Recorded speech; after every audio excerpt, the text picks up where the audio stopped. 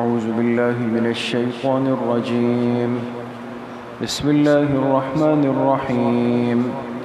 ظهر الفساد في البر والبحر بما كسبت أيدي الناس ليذيقهم بعض الذي عملوا لعلهم يرجعون. قل سيروا في الأرض فانظروا كيف كان عاقبة الذين من قبل كان أكثرهم مشركين. فاقم وجهك للدين القيم من قبل أن يأتي يوم لا مرد له من الله يومئذ يصدعون. من كفر فعليه كفره ومن عمل صالحا فلأنفسهم يمهدون. ليجزي الذين آمنوا وعملوا الصالحات من فضله إنه لا يحب الكافرين. صدق اللہ العظیم. یہ سورہ روم کی آیت نمبر 41 سے آیت نمبر 45 تک 5 آیتیں آپ حضرات کے سامنے تلاوت کی گئی ہے. گزشتہ کل کے درس میں یہ بات گزری ہے کہ اللہ پاک نے اس انسان کو یہ تنبیہ کی اور یہ احساس دلایا کہ رزق کی تقسیم وہ میرے حکم سے ہوتی ہے. کس کو کم ملنا ہے، کس کو زیادہ ملنا ہے، یہ سب اللہ پاک کے فیصلے ہیں. لیکن بحیثیت ایک مسلمان اور صاحب ایمان کے ہماری ذمہ داری یہ ہے کہ ہم فکر معاش میں فکر حلال کی فکر کریں. حلال کے دائرے سے باہر نہیں نکل سکتے. آج کی جو آیات ہے اس میں اللہ پاک نے فرمایا کہ جب بندہ اللہ کے احکامات سے نکلنے کی کوشش کرتا ہے اور دنیا کے پیچھے چلتا ہے اپنی سوچ کے مطابق، شریعت کو چھوڑ دیتا ہے، تو اس کے کیا نقصانات دنیا کے ماحول پہ پڑتے ہیں. آج تو ہمیں ایسا لگتا ہے کہ یہ جو حالات ہیں اور یہ جو معاملات ہیں، یہ جو ہماری زندگی کی پریشانیاں ہیں، اونچ نیچ ہے، شاید اس کے کچھ دنیاوی اسباب ہیں. اس میں کوئی شک نہیں، یقیناً دنیاوی اسباب بھی ہوتے ہیں. لیکن قرآن کریم کی ان آیات میں اللہ پاک ایک اور بات کی طرف اشارہ فرما رہے کہ دنیا کے حالات پر انسان کے اعمال کا بہت بڑا اثر پڑتا ہے. بہتر اعمال کا اور برے اعمال کا، خیر کے اعمال کا، شر کے اعمال کا، اس سے فرق ہوتا ہے. وہ فرق کیا ہے؟ ان آیات کا ترجمہ ہے، فرمائے ظہر الفساد فی البر والبحر بما کسبت ایدی الناس. خشکی میں، تری میں، یعنی زمین میں بھی، سمندروں میں بھی فساد پھیل جاتا ہے بسبب لوگوں کے کیے ہوئے بدعمالیوں کے. بدعمالیوں کی وجہ سے فساد پھیل جاتا ہے. لِيُذِيقَهُمْ بَعْضَ الَّذِي عَمِلُوا. اور ایسا اللہ پاک اس لیے فرماتے ہیں تاکہ انسان کے اس کیے ہوئے برے عمل کا اس کو تھوڑا سا مزہ چکھا دے. تھوڑا سا دیکھیں، لفظ استعمال کیا بعض الذی. یہ کل بدلہ نہیں ہے دوستو دنیا میں. یہ تو ہماری بدعملی کا اور برے کرتوتوں کا ایک چھوٹا سا اللہ پاک جھٹکا دے دیتے ہیں. کیوں؟ اس کی بھی حکمت کیا ہے؟ فرمائے لعلہم یرجعون، تاکہ یہ بندہ دوبارہ لوٹ آئے اللہ کی طرف، احساس ہو جائے اس کو. قل، اے میرے حبیب صلی اللہ علیہ وسلم آپ کہہ دیجئے، سیرو فی الارض، تم ذرا میری زمین میں چلو پھرو، فانظروا، اور عبرت کی نظر ڈالو، کیف کان عاقبۃ الذین من قبل، کہ پچھلے لوگوں کا کیا انجام ہوا. کان اکثرہم مشرکین، اور ان میں سے زیادہ تر طبقہ شرک میں مبتلا تھا، شرک کرنے والے تھے. فَأَقِمْ وَجْهَكَ لِلدِّينِ الْقَيِّمِ، لہٰذا یہ بات پہلے آ گئی ہے دوستو پچھلی آیات کے اندر، لیکن اس کا اعادہ کیا کہ چونکہ سب سے بڑا گناہ شرک ہے، فساد کا ذریعہ، فرمایا تم اپنے رخ کو سیدھا کر لو للدین القیم، اسی مضبوط دین کی طرف، من قبل ان یأتی یوم، اس سے پہلے کہ وہ دن پہنچ جائے، لا مرد لہ من اللہ، کہ جس کو پھر کوئی نہیں لوٹا سکے گا اللہ پاک کے یہاں سے، پھر وہ لوٹ نہیں سکے گا دن۔ یومئذ یصدعون، اور اس دن لوگ تقسیم ہو کر چلتے رہیں گے، تقسیم ہو کر، ایک طبقہ اہل ایمان کا، ایک اہل کفر کا، ایک اطاعت گزار، ایک نافرمان۔ من کفر، لہٰذا جس نے اس دنیا میں کفر کا راستہ اختیار کیا، فعلیہ کفر، تو اس کے کفر کا وبال بھی اس پہ آئے گا۔ ومن عمل صالحا، اور جس نے نیک اعمال کیے، فلانفسہم یمہدون، تو اپنے ہی بھلے کے لیے سہولت پیدا کر رہا ہے، اپنے ہی لیے۔ لیجزی الذین آمنوا وعملوا الصالحات من فضلہ، تاکہ اللہ تعالیٰ بدلہ دے دے ان لوگوں کو جو ایمان لائے اور نیک اعمال کیے، من فضلہ، ہی اپنے خاص فضل سے۔ انہ لا یحب الکافرین، بے شک اللہ تعالیٰ ناشکری کرنے والوں کو پسند نہیں فرماتے۔ تو یہ 5 آیات ہیں دوستو، اور اہل ایمان کے لیے یہ آیتیں بڑی قیمت رکھتی ہیں، اس لیے کہ اس سے ہمیں دنیا کے معاملات، دنیا کی اونچ نیچ اور دنیا کے ماحول میں، معمولات میں، صورتحال میں جو فرق ہے یہ سمجھ میں آتا ہے۔ حضرت شاہ ولی اللہ محدث دہلوی رحمۃ اللہ علیہ اس امت کے بہت بڑے انسان گزرے، اور ان کو اللہ پاک نے ایک کمال یہ دیا کہ وہ قرآن کریم کے اسرار کے ماہر تھے۔ اسرار یہ سر کو کہتے ہیں، سر کے معنی آتے ہیں راز کے۔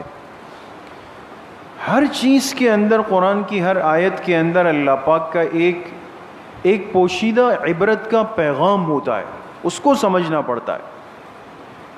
اور ظاہر سی بات ہے کہ گہرائی تک پہنچنے کے لیے گہرا دماغ چاہیے۔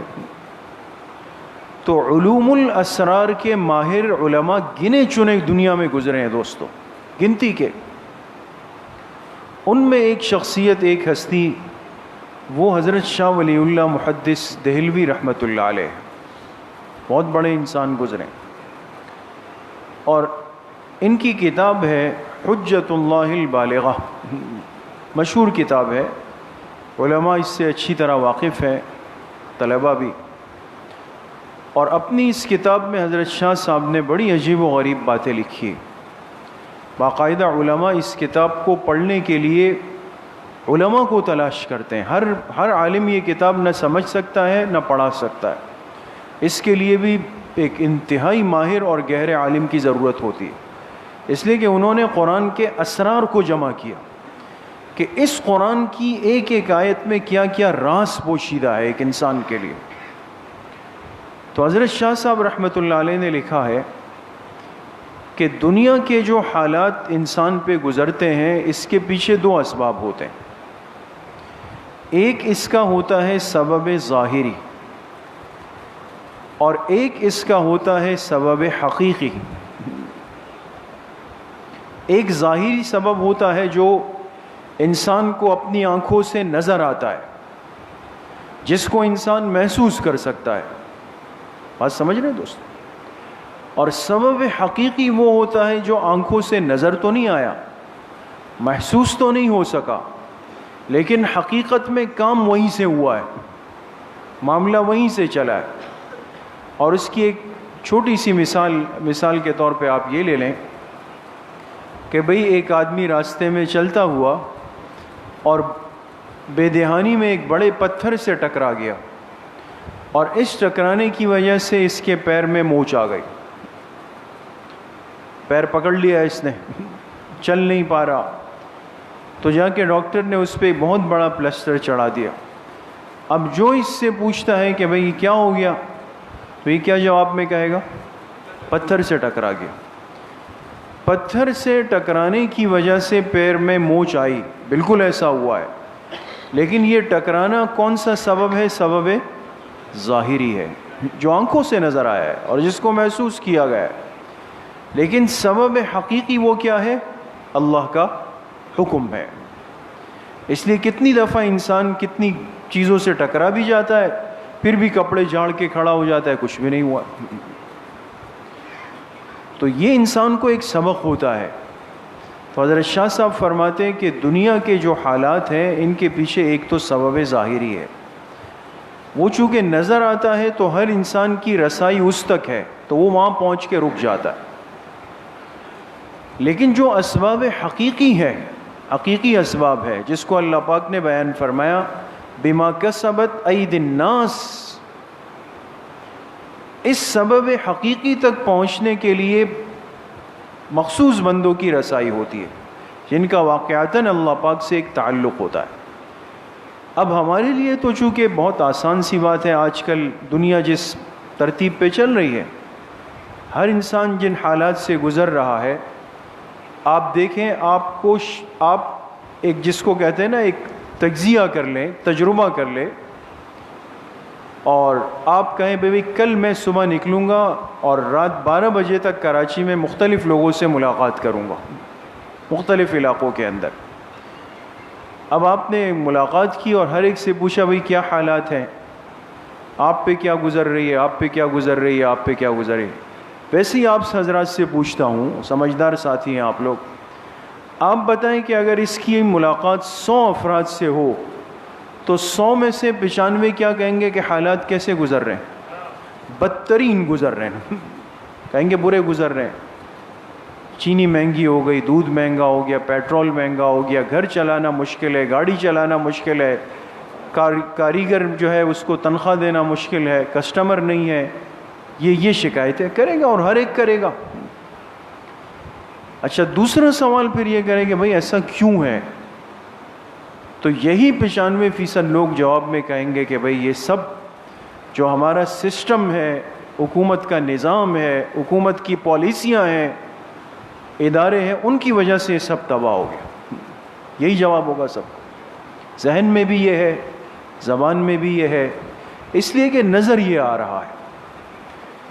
تو اپنے برے حالات کا ذمہ دار اور قصوروار ہم نے جو قرار دیا، وہ ہم نے بنائے ہوئے معمولہ انتظامات کو اور پالیسیوں کو بنا دیا، اور اس میں شک نہیں کہ یہ سبب ظاہری ہے، لیکن مصیبت یہ ہے کہ اس سے ایک قدم آگے چل کر انسان جانے کو تیار نہیں، کہ ان حالات کے پیچھے جو سبب حقیقی ہے نا وہ کچھ اور ہے،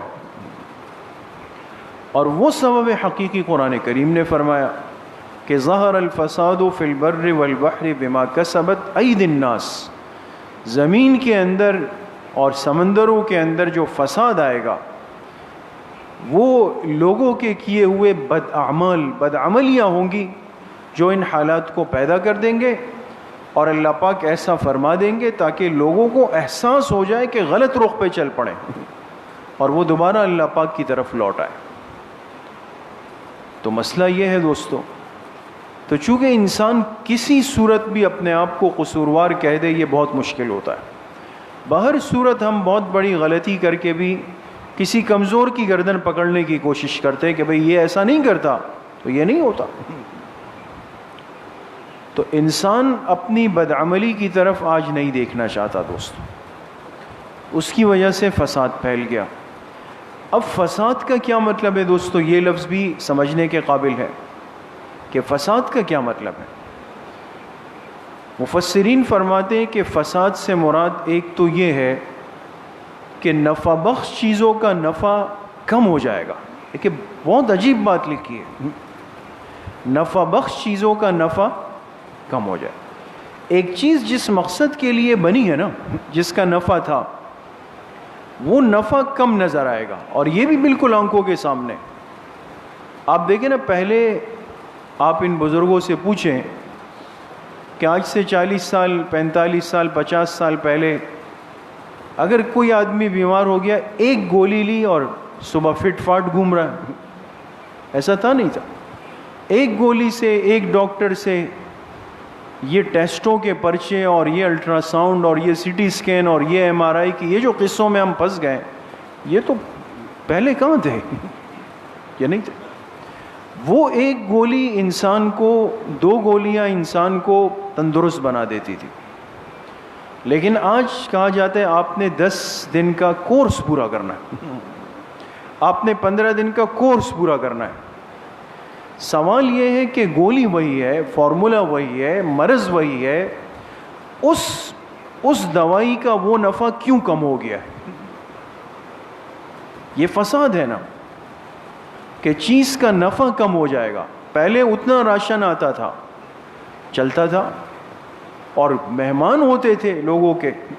اب تو مہمان کبھی آ جائے تو میزبان پریشان ہوتا ہے، کہتے بھئی خیریت سے آئے۔ پہلے دیکھیں مہمان ہوتے تھے، دعوتیں ہوتی تھی، آنا جانا ہوتا تھا، اب وہ بھی نہیں ہے۔ راشن اس سے زیادہ آتا ہے، لیکن 15 دن بعد گلے شکوے شروع ہو جاتے ہیں۔ تو مفسرین فرماتے ہیں کہ نفع بخش چیزوں سے نفع اللہ پاک کم کر دیں گے، اس انسان کو اپنی آنکھوں سے نظر آئے گا، اور چیزوں کی برکتیں اٹھا لی جائیں گی۔ یہ بھی فساد ہے، برکت اٹھ جائے گی۔ اب آپ دیکھیں صبح ہوئی، آپ تھوڑا سا ہل جل کریں گے، بھئی ظہر ہو گئی، پھر ادھر ادھر ہاتھ، عصر ہو گئی، مغرب ہو گئی، چلے بھئی اب بند کریں، چلے جائیں۔ ایسا لگتا ہے کہ بس ایک گھنٹی ہے چل گئی اور ختم ہو گیا، بالکل برکت ہی نہیں ہے۔ مہینوں پہ مہینے، ابھی رمضان ہم ختم ہوا، ابھی محرم ہے دوستوں، یعنی آپ یقین کریں کہ 3 مہینے رمضان کو گزر گئے، محسوس بھی نہیں ہوا ہے، پھر رمضان کی نوید ہے۔ تو وقت کی برکت، رزق کی برکت، علم کی برکت، محنت مزدوری کی برکت، روزگار کی برکت، اولاد کی برکت، سب چیزیں بالکل یکسر غائب ہو جائے گی۔ اور فرمایا کہ وبائی امراض بہت زیادہ پھیلیں گے۔ وبائی امراض وہ تو بالکل سامنے ہے، ایک سے ابھی نکلتے ہی نہیں ہے قوم، کہ کبھی ایک چیز تھی، بھئی وہ وائرس ختم ہوا، بھئی اب یہ آ گیا ہے، اب وہ ختم ہوا، اب جانوروں والا آ گیا ہے، اچھا بھئی جانوروں، اب بندروں والا آ گیا ہے۔ انسان ایک چیز سے نکلا نہیں تو کبھی جو ہے وہ لمپی سکن ہے، کبھی منکی سکن ہے، اور کبھی کیا چیز ہے۔ یہ طرح طرح کے امراض جو ہے وہ مسلط کر دیے جائیں گے، اور فرمایا کہ جلنے کے واقعات بڑھ جائیں گے۔ دیکھیں آگ جلنے کے واقعات بڑھ جائیں گے، یعنی جگہ جگہ پر آگ لگے گی اور لوگوں کا نقصان ہوگا۔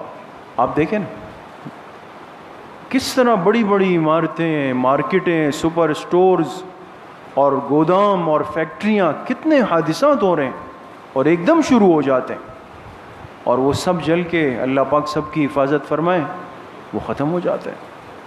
اور فرمائے کہ غرق، ڈوبنے کے واقعات بڑھ جائیں گے، وہ بھی آپ دیکھیں۔ روز خبر آتی ہے کہ بھئی اتنے نوجوان حب ڈیم میں گئے، اتنے ہاکس بے گئے، اتنے فلاں جگہ گئے اور وہ ڈوب گئے۔ یہ ساری چیزیں دوستو احادیث کی وہ پیشن گوئیاں ہیں جو آج کھلی آنکھوں سامنے آ رہی ہے، جس میں ایک زیر زبر کا فرق نہیں ہے، لیکن چونکہ ہم اسباب ظاہری سے آگے دیکھنے کو تیار نہیں ہیں، لہذا ہم نے یہی تجزیے کرنے، یہی تبصرے کرنے کہ بھئی یہ چیز گزر جائے گی تو بس پھر تو چین ہی چین ہے، بھائی یہ ختم ہو جائے گا تو پھر تو بھئی آرام کی نیند سوئیں گے۔ وہ جب پرانا جا کے نیا آتا ہے تو اس نئے کی مار ایسی ہوتی ہے کہ ہم پرانے کو دعائیں دینے پہ مجبور ہو جاتے ہیں۔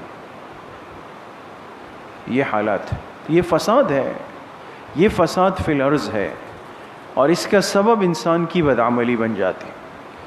تو اس لیے میرے عزیزوں، دوستوں، بزرگوں، سب سے پہلے تو انسان انفرادی طور پہ، ایک تو یہ جو مصیبت جڑ گئی ہے نا کہ بھئی ایک سیٹ اپ تبدیل ہو، ایک نظام تبدیل ہو، یہ جملہ اسی لیے ہمیں سکھایا گیا کہ فرد کی اپنی ذات پہ نظر نہیں جائے۔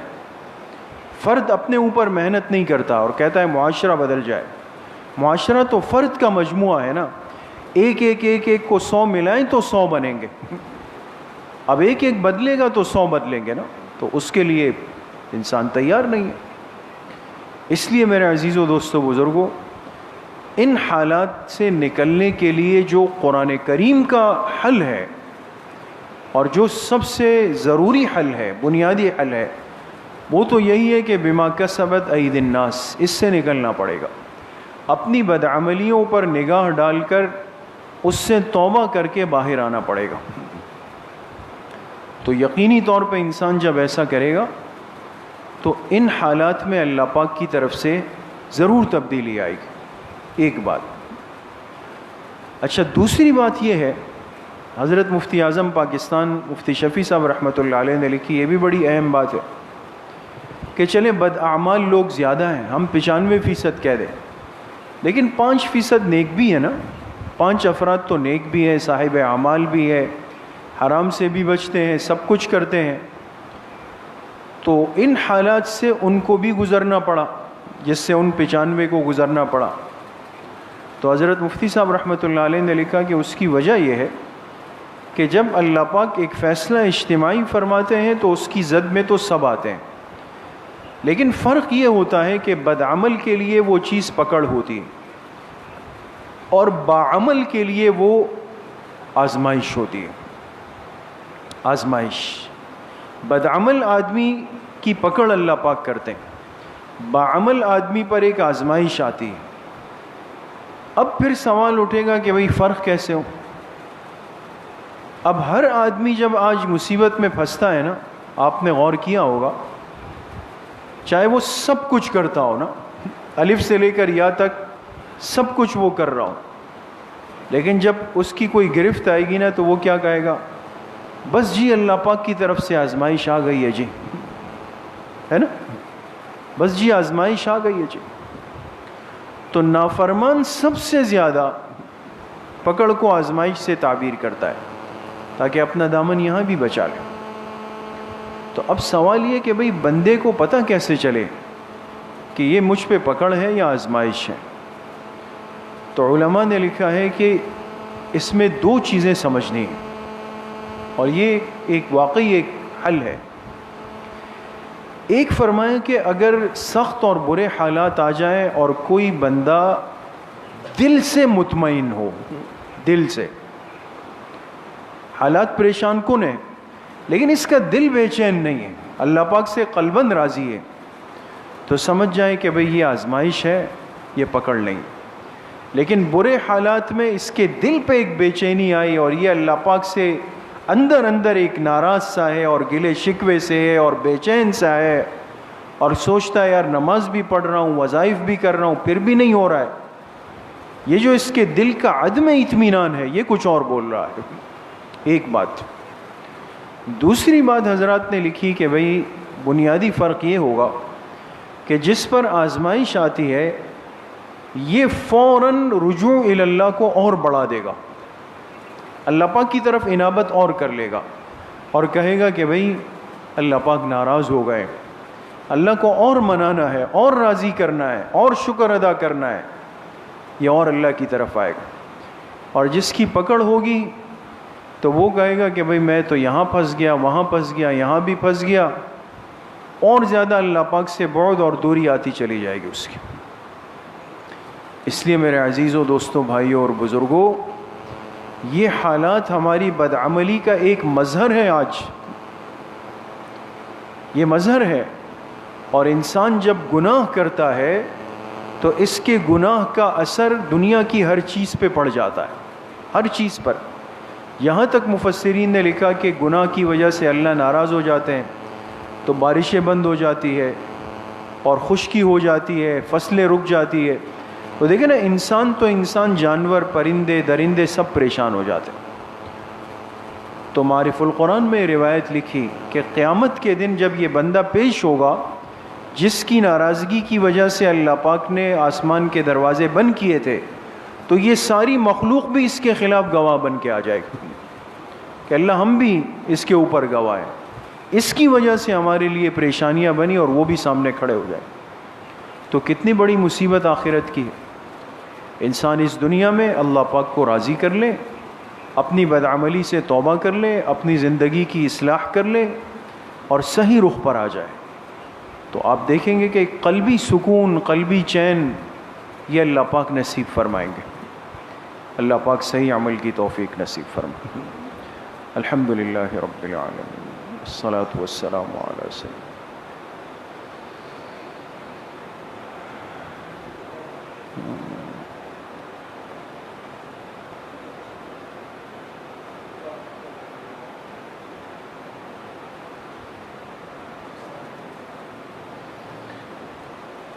ہمارے استاد حضرت مولانا زکریا صاحب بیمار ہیں، دعا فرمائے اللہ پاک حضرت استاد صاحب کو شفائے کامل عاجل نصیب فرمائے.